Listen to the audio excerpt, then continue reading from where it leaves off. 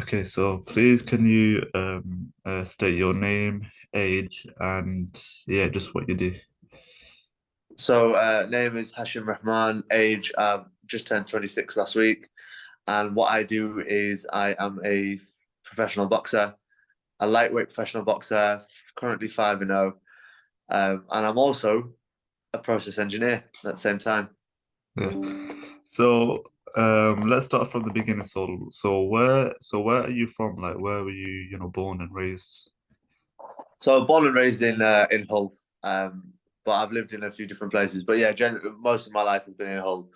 Um, not much going on in Hull, to be honest. Not a very interesting place, if I must say so. But only people from Hull are allowed to say that. People from out of Hull aren't allowed to diss. But yeah, like I say, not a massive amount going on in Hull, but so it's like a bit of a small town mentality sort of thing. But it's home at least. You know what I mean? I know it very well. I know everyone there. People, everyone knows me. It's home. Oh, it was home at least. Anyway. So what age did you start boxing? I started boxing at 12 years old. It was the November of the year I turned 12. So, yeah, so I think I was in year seven, 12 years old, year seven. Yeah. Yeah. And what was your motivation behind starting boxing? Was it like something that like triggered something, or did you just eventually, just watch it on TV and just get, more and more into it? So like what was the reason that you started boxing? In all honesty, when I remember being a really young kid, and I have no idea who it was, but there was a boxing match on, and it was on the TV. I was just watching it, and like I say, I didn't know who the people were, um, and I honestly, I just felt bad for the geezer getting beaten up. I just felt bad for him, and Joe, I thought, oh, this is a bit brutal. Even though I was a little bit like, um, I'm the young. I have two older brothers, so I was a little bit like we used to fight a lot, and I was a little bit like Scrappy Doo. You know what I mean? And so although we did fight a lot and stuff, but when I watch boxing, like, and I see like I remember his eye was out here, and I thought, oh, I just felt sorry for him. Um,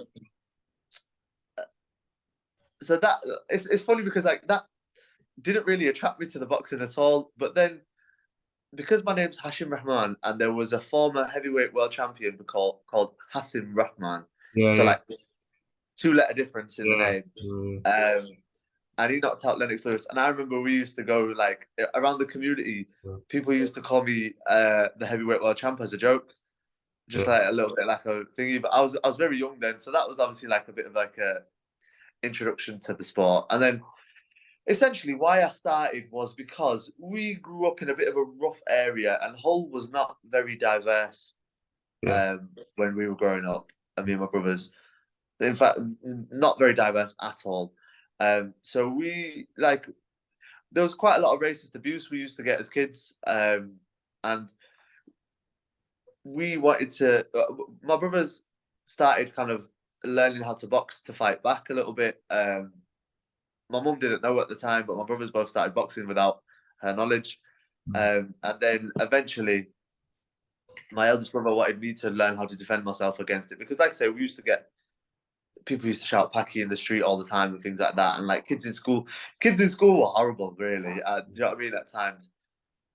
So he wanted me to be able to defend myself if need be. So he said to my mum, "I'm taking in boxing," and she was protesting and against it, and etc. etc. But eventually, happy he goes, "No, no, he has to learn how to defend himself," and that was it. Literally, went to the gym one day and just caught the bug. I seemed to have a bit of an affinity for it because I was never very athletic. I was never very good at any other sports. I was a little bit chubby. Yeah. Um, the only thing I was okay at was in goal at football. That was it. Nothing else. Couldn't control the ball at all. Never really found another sport that I was ever very good at. But boxing has just seemed to have a bit of a natural thing for throwing punches. Yeah. So, I know you kind of touched on this already, but like, what do you remember the first time you first stepped into a boxing gym, and like, how did that felt? What was the environment like? How? So yeah, so how did he catch the bug, Like how did he? Right. So the first day I walked into the boxing gym, it was a club called Hull Boys, and it was a proper. To be honest, the facility was really good. The facility, the actual building was really good. Like there was a boxing gym. The boxing gym was upstairs. The floor below was like a full-on weights gym. Then there was another weights room. Then there was like a kickboxing room, and then downstairs there was like a sports hall. But it was a proper, it was proper ghetto, like it was backstreet ghetto. Like, but the facility could have had the potential to be brilliant, but it was just a bit of a ghetto backstreet gym. Um, and I remember because I had no idea what I was in for. When my brother said I'm taking you boxing, I had no idea what I was going to. I didn't know where it was, didn't know what the gym was like, never seen anything. And then I remember we walked it. We never got dropped off or anything like that. We used to walk it every day, and we used to walk through like the back parks and things like that, and to get because it was in town centre or near town centre rather. And we used to walk through the back streets and stuff. And when I got there, it was like say like sweaty ghetto gym that like no air conditioning, nothing, like condensation on the walls and all sorts. Yeah. And walked in, and although I felt scared and I was a bit intimidated and stuff like that, because I was as a kid I was a bit timid. Um, but the fact that I had my two older brothers with me made it a little bit more okay. Like I felt a little bit safer with them. Walked upstairs, walked to the boxing gym, and because they were like established members, um, I felt I didn't feel as intimidated. But a second I walked in, I could hear the skipping ropes going because everyone was warming up. I could hear the skipping ropes going. I could hear the coach shouting and things like that. And I was thinking, oh God, what have I got myself into? And and then eventually well, my brother introduced me to the coach, shook his hand, and he says, "Do you know how to skip?" And I was like a little bit, and then he goes, "All right." He goes, "Skip," and then my brother says, "Skip ropes back there." Blah blah blah. Started warming up, um, and found it quite okay. And like I say, it was intimidating, but at the same time, I had my older brothers there with me, so it was a little bit more okay. But again, like I say, ghetto backstreet gym, condensation on the walls, skipping ropes going. Uh, Um, like it was just a bit of a like a movie scene. Do you know what I mean? yeah. No, I can imagine. So I kind of just want to bring it back a bit, and you mentioned that you had received some racial abuse when you was younger. Getting called Yeah. words and slurs and stuff like that. I'm just wondering, so like, um, so I know it's a bit of like a general sort of question, but like, what did that kind of feel like? What like as a kid, did you like feel shocked? Was yeah? So what was that like? I wouldn't say shocked because we had it from quite young. I remember like it used to happen all the time where my mum would walk us to school, to primary school, and random. You think about it, you just seen a woman walk her two young children to school, and what motivates you to ride past her on a bike and start shouting "Packy, go home" at her? Do you know what I mean? Yeah, We see that we used to get that all the time. People used to shout "Packy" at my bearing in mind, just at a woman. yeah, What makes you want to shout racial abuse at just a woman walking her kids to school? yeah. Do you know what I mean? Yeah, that happened quite a few times, and I remember being young, and I used to think like part of me used to get scared, and Mm. the other part of me used to feel a bit helpless that I couldn't help my mum. Do you know what I mean? Because my mum was a feisty woman in general, so she used to swear back every now and again. But um, she didn't. Obviously, she knew the limit because we didn't want any obviously actual beef, but or any altercations. But like I say, part of me used to feel a little bit scared, like these grown men are shouting at us for no reason, and I'm talking like 6 years old, 7 years old. Do you know what I mean? If that. And but yeah, like I said, the other half of me used to just think like feel a bit helpless that I can't help my mum, and it used to upset me a lot. But uh, it became normal. It became normal. We used to get it all the time. Like even I remember there's a pathway that people used to walk through as a cut through. Mm.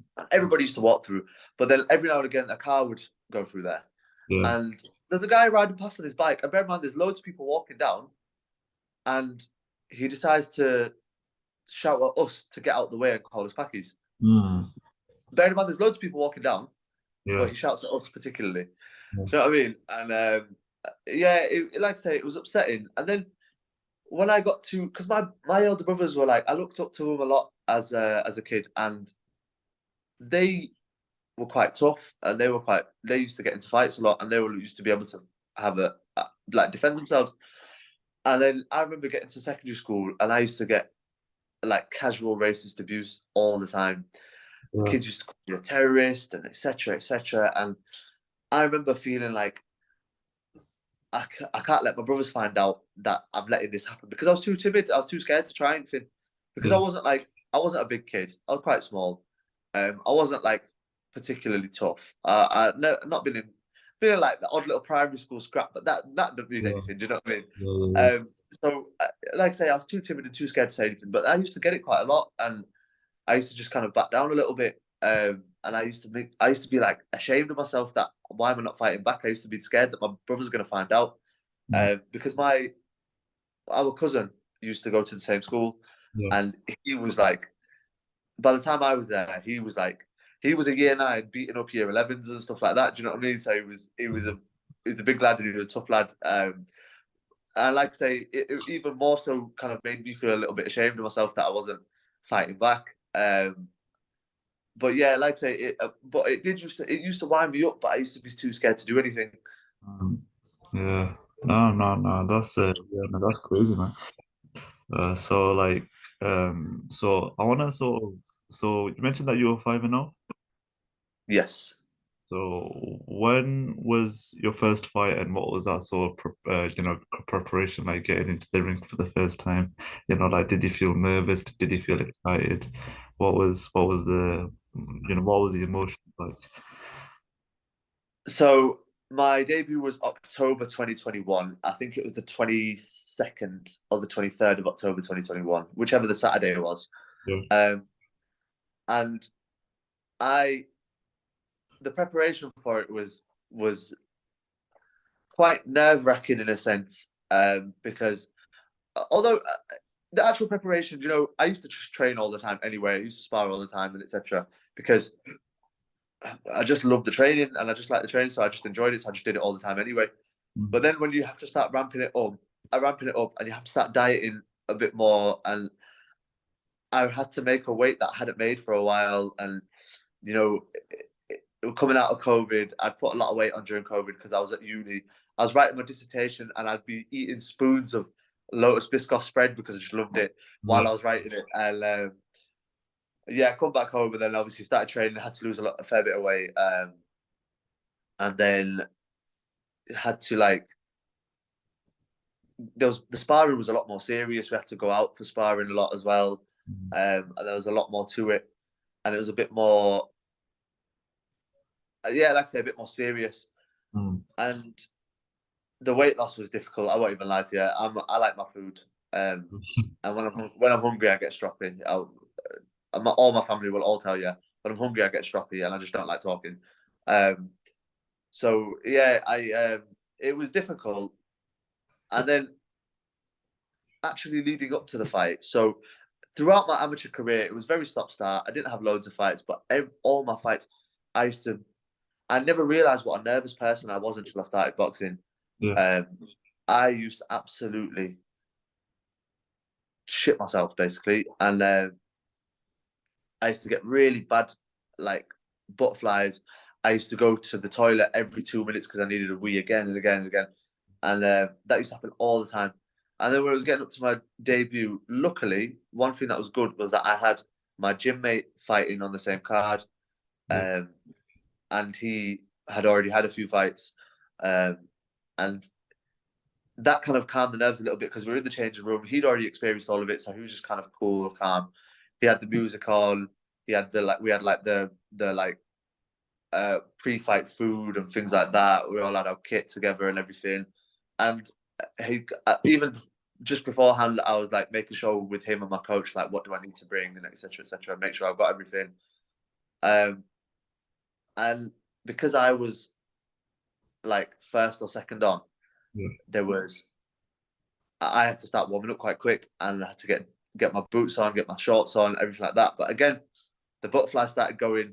mm, Needed a wee every 2 minutes. Luckily, we had like a bathroom off the changing room, so it was okay. Like, but I like needed a wee every 2 minutes because I just couldn't control it, and I started getting really nervous and stuff because it was my debut. I sold a lot of tickets. There was a big expectation on me because in Hull, not much goes on, and not many people are doing these like mad things. And I was one of the first, like out of our community. Yeah. Um, Even like all the like my brother's friends, all my friends, everyone's there like, oh, it's little Hash, he's boxing. Do you know what I mean? Mm. And yeah, so absolutely, kind of my butterflies are going. I'm warming up, and we're walking down. It was quite a long walk from the changing room down to the actual stage. So walking down again, butterflies are going. I think, oh, I need another piss, but it's too late because my gloves are all on and everything like that. And we get down, and because the thing's quite dark, and even if it wasn't dark, I just wasn't looking. I was just looking down, and I was ready, and I just in the amateurs, I didn't have the ability to zone in like I do now.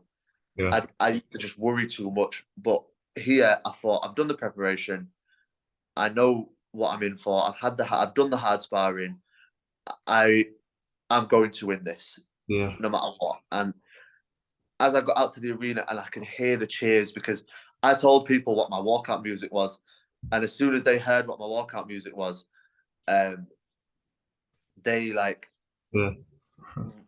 everyone started cheering, and I could hear the cheers and stuff. And it was I was like thinking, oh my god, this is for me. And then as I got out, I was thinking, no, no, I was zoned in. I didn't look at the crowd. I just walked, looked down, looked in front of me, just walking. And they were like, he goes, you can stand on this stage while your music's playing, and you can go whenever you want. It's up to you. I thought, yeah, no messing about. I stood there for about 3, 4 seconds, and I said to my coach, let's go. And I just walked down, looked down, didn't look anywhere, got into the ring, and that was it. I was, like I say, part of me was still nervous, and I could still feel the butterflies, but the other part of me was thinking, I'm zoned in. Let's go. We're doing it now. And yeah, like I say, it was a very unique experience because I'd never had that before. I was able to zone in so much. I was so focused that everything around me just was blank. I didn't care about anything else. I was just ready to fight, and it's something I'd never experienced before. And I've managed, thank God, to kind of master that art of zoning in and not focusing on anything else. So out of interest, so like, how did that first fight end, and what was your walkout song? My walkout song was Mathematics by Most Def because I like my old hip hop. I like old school hip hop, and that's my kind of vibe. And I thought Mathematics was fitting because I'm an engineer. I've got a chemical engineering masters, and I'm also a professional boxer. Do you know what I mean? It makes sense. It made sense to me. Um, so it was Most Def Mathematics, and it was like it fit very well. So what was the other part of your question? How did that fight end? Oh, how did the fight end? So it was it went to decision, but it was absolutely comprehensive. There was, do you Yeah. know what I mean? I just outboxed him for the full 4 rounds because it started off in 4 rounder. So outboxed him for the full 4 rounds, comprehensive. And you know what it was? What was good is that my preparation just all came into place so well because I was managing to pull off things and pull off moves that I've never managed to pull off in fights before. Do you know what I mean? So I was managing to pull off like pivots and turns and like some certain head movement and blah blah blah. It everything was just, thank God, coming together perfectly at the right time, and I just felt like I was flying.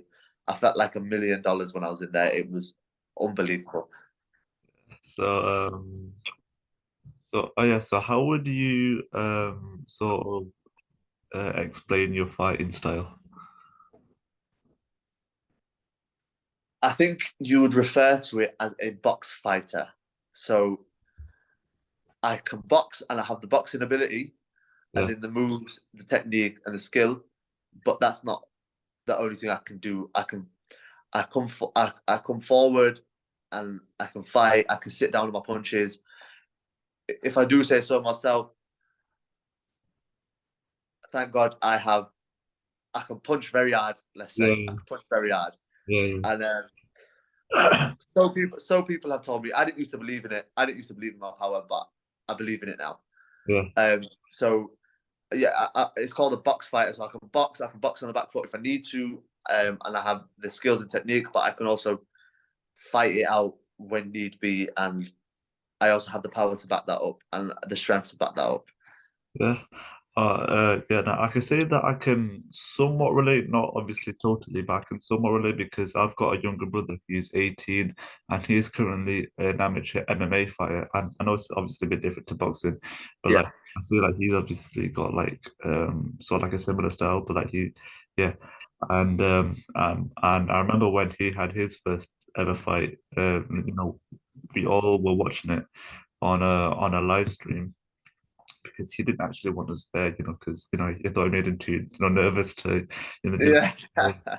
in person in front of your family. So yeah, we all, watched it on TV, and I remember um when his name first got called out, to walk out, and Yeah. my mum after hearing that announcement, she just sort of started like burst into tears, because like she was just so nervous, So like I kind of wanted to ask you, how did your parents, react when hearing that you first wanted to start boxing and your first fight, what were they like? Are we talking professional or amateur or both? Both.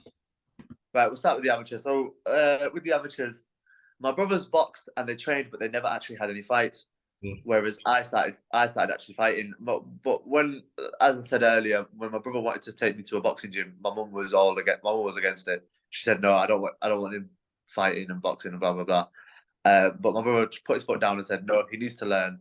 He needs to be able to defend himself." And I think she was convinced after a bit. And then when it came to, like I say, my brothers, when they went to the started doing their A levels and things like that, they kind of stepped back from boxing, and I just carried on. And when I eventually I said like I was like, I'm getting carded. It was called carded. You're getting carded. I went home and I said, oh, I'm getting carded. I've got my medical and blah blah blah. My mum was very hesitant and very reluctant, but Yeah. she supported me. She supported me, but she was very reluctant in Yeah. it. I remember she took me to my medical, um, and she just kind of went along with it. But because I think she realized that she couldn't fight it too much because of how much I was enjoying it and how much I loved it. And it's good. It boxing. I would advocate sport for all children, or any sport for all children, because it teaches discipline, Yeah. it teaches manners. There's all sorts of benefits to kids getting into sport. Combat sports even more so, I think, because it teaches you humility as well. Because no matter how good you think you are, there Yeah. is always a time you will get humbled. Yeah. Always. Totally. Um, So yeah, so she was quite against it, but like I say, she was supportive nonetheless because she knew I wanted to do it. And I remember my first fight. I told them that it was in Halifax, and she was like, It was actually on 11/11/11. That was the date. That was my first fight, and it was in Halifax Police Boxing Club. And what was funny is that my brother brought a couple of his friends from uni, and they were from Halifax, and they said when he told them where it was, they were like, "Oh, that's a real like racist area." Yeah. And remember, we walked into the gym, and again, a ghetto. It was in the gym, but it was a massive gym. It was a proper ghetto area. Yeah. Like no brown faces to be seen ever, like in that gym at all. It was just my family. Yeah. I remember my mum was like so nervous. I remember telling me afterwards she was so nervous, but like thank God I won that fight Yeah. comfortably because I was just better than the kid at the time. And I come out and she was so excited, and she came, she hugged me, she kissed me, she was like praying all the way through it, and she was like thanking God afterwards, and she was so happy, but she was like so relieved that I'd got through it and I wasn't hurt or anything. And yeah, it was just like such an ecstatic feeling for her because I was okay. Nothing had happened. Um, that was the amateurs, and because it kept happening, like she came to a lot of my fights, and she always supported me. And Yeah. like I say, it was always repeated that ecstatic feeling. When I come out and I'm okay and I'm not hurt or injured or anything, it was Mm. generally that. Um, other than the odd time I did get a bit hurt or injured or whatever, but yeah, it was always that. But my debut, she was absolutely shitting herself. Yeah. And she was just all the way through. She was like all the in the build up. She was praying for me. She was praying that I would be okay and that I'd get out safe and nothing bad would happen. And then she was like, when we were there, I remember she was like she told me afterwards that she weren't even watching properly. She was just praying all the way through it to Yeah. make sure I was okay and make sure I didn't get hurt or I didn't get injured because like she was sat in like the VIP bit because she always comes and supports me. Yeah. And I know a lot of people, I know a lot of mothers don't like to do that, but she always wants to Yeah. support me, which obviously I'm so grateful for. And she sits in the VIP, Yeah. but she doesn't watch. She just sits there praying, praying that I'm okay. And throughout all my amateur fights, she's never actually watched. Yeah. She films it. She films it, but she's not actually watching. She's just focusing on making sure she's filming it. Yeah. Yeah. Um, and she did that for my first three fights, and Yeah. only my fourth fight she actually watched it. Yeah. And thankfully, my fourth fight was my best performance, I think, so Yeah. far. Um, so yeah, that's the first one she's watched. But up until that, she doesn't really watch. She just like kind of sits and prays and makes to make sure I'm okay, because she's so nervous. But after my debut, because it was such a big event and Yeah. it was such a big like a big venue, loads of people were there for me.